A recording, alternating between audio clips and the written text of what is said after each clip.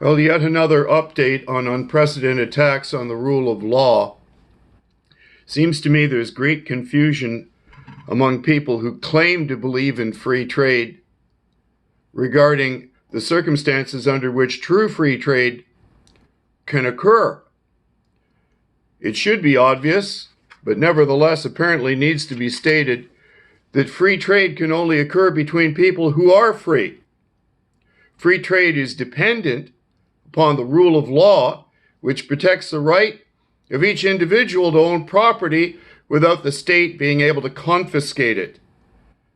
Such conditions don't exist in China, so what we're going to do today is examine how the hell we gave China the bulk of manufacturing for our supply chain, and why this was an act of madness that, of course, has its roots in the Frankfurt School. I've been pillared and vilified for stating this in the past. And as we see the global economy collapsing and this virus spread around the world, several things have come to light regarding said virus and what China's intentions are. There's a firm in England, and I've posted the article today. Actually, it's a video. There's a firm in England who manufactures hand sanitizer. They can make loads of the stuff, but they can't sell it because they get the bottles from China. So they ain't got no bottles to put the hand sanitizer in.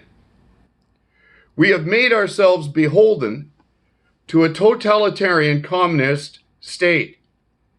And it all goes back to the Frankfurt School, its association with the CIA, and the influence it had on the American government.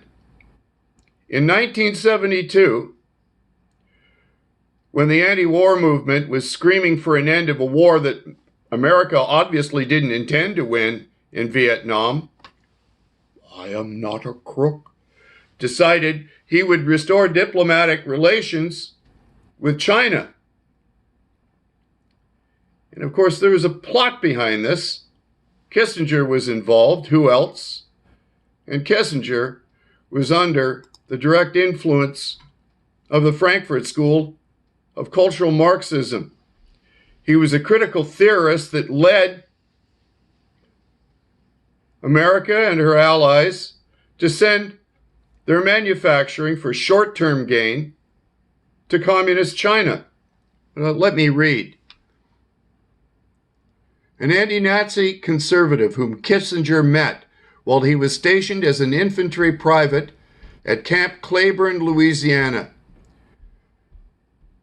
Kramer held a number of graduate degrees, including one from the University of Frankfurt in 1931, just around the time Max Horkheimer, Theodor Adorno, and other social theorists formed what is now known as the Frankfurt School. Astute readers will clearly recognize in Kissinger's writing themes and arguments often associated with the Frankfurt School, and Kramer might have been a link. Over the next decades, Kissinger said at his 2003 funeral, Kramer shaped my reading and thinking, influenced my choice of college, awakened my interest in political philosophy and history, inspired both my undergraduate and graduate theses. Bert Kuklik in Blind Oracles, Intellectuals in War from Kenman to Kissinger, 2006, notes that there were a number of scholars critical of positivism at Harvard at this time, at the time that Kissinger was an undergraduate, including Henry Schaefer and W.V.O. Quink. So it was to Harvard and other universities that these critical theorists fled from Nazi Germany and infected North American universities with cultural Marxism. This is why I asserted that the war in Vietnam was not really about fighting communism, because at the end of the war, they got in bed with the communists to destroy our economy. I mean, you cannot make this shit up. And now we're watching the collapse of our economy in the West because those damn bastards hold our supply chain and hold a vast amount of the debt that we've built up over the years since 1972. We've allowed the Chinese to come in and buy up property, destroy villages like they did to Niagara on the Lake, where the Dragon Lady, who was a front for her triad brother, bought up half the town, and then, they pull out and leave it in a state of economic chaos.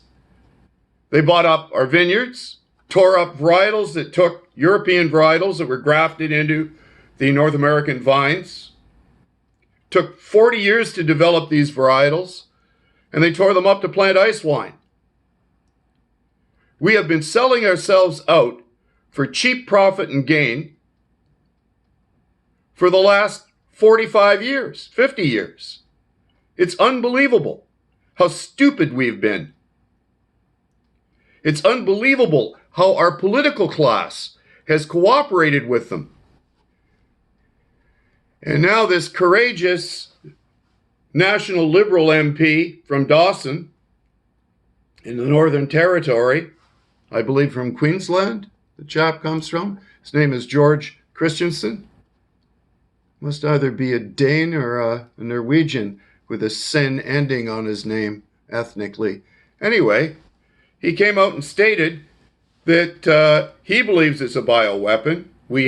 I have posted all the articles that I have on that very thing, but he's the first politician in the West that has stated that he believes that this is a bioweapon, this COVID-19. And we know it's associated with our laboratory in Winnipeg, and the market that is the epicenter for the release of the virus is just a little over 277 meters away from the lab where the virus was being worked on. You can't tell me this is a coincidence. And no one is addressing the real concern. You see everyone dealing with the symptoms of the illness, but not the root cause.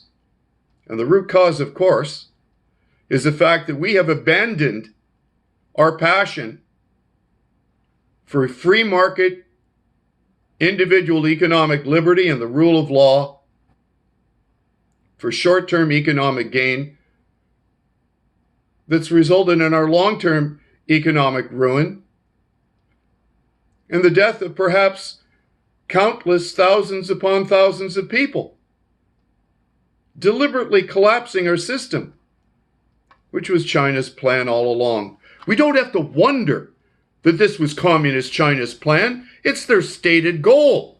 It is the stated goal of all communists to destroy liberal Western democracy and the freedom that we have.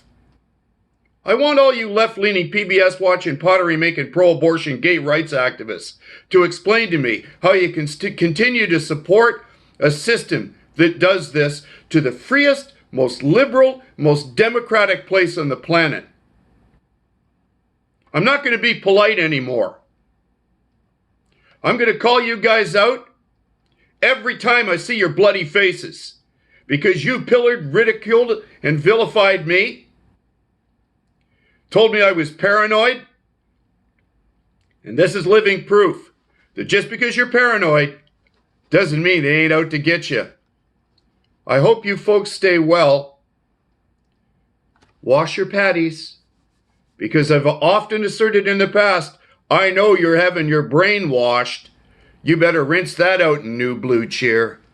Ha da fint.